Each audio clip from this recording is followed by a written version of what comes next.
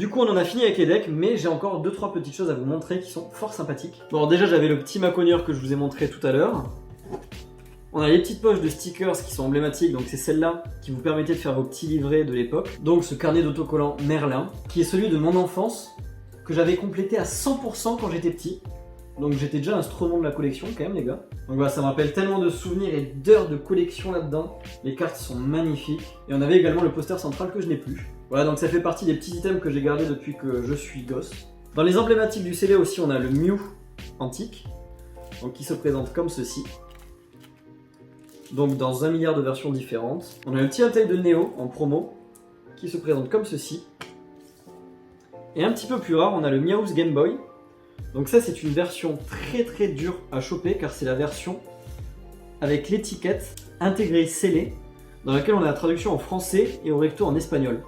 Donc cette carte on la retrouve quand même assez souvent, la version Game Boy, mais quasiment jamais avec la carte de traduction encore scellée dans le papier.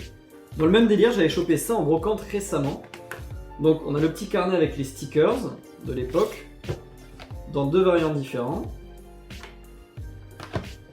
Hop, dont celui-là dans lequel on retrouve les action flip, donc les mêmes que ceux-ci.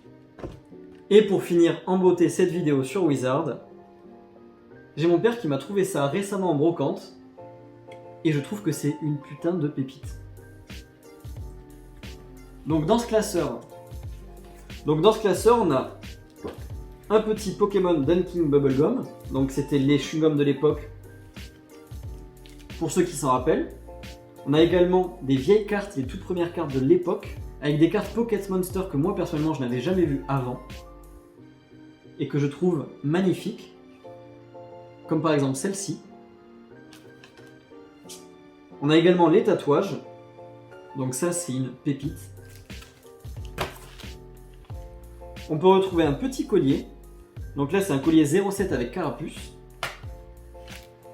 Des tatouages encore. On a une petite BD, dans laquelle d'ailleurs on peut retrouver du Dragon Ball de l'époque, et plein d'autres mangas et autres.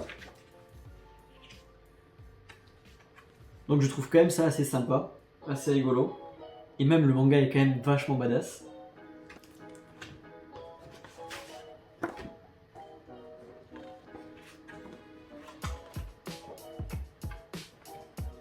On a encore un livret dépliant dedans.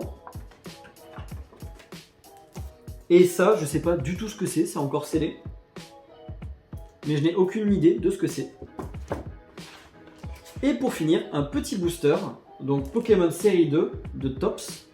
Donc scellé, qui était donné avec, voilà, donc je trouve ça super beau. Et on a quasiment la même chose sur le deuxième, avec une carte un petit peu plus grosse ici, avec le petit Reptincelle en mode Pokédex. Plein de cartes d'autocollants. Encore un petit collier carapuce. Et encore un booster série 2 avec une autre illustration qui est Jessie et James ici. Et tous les goodies qu'on avait tout à l'heure, voilà. Dont la petite BD.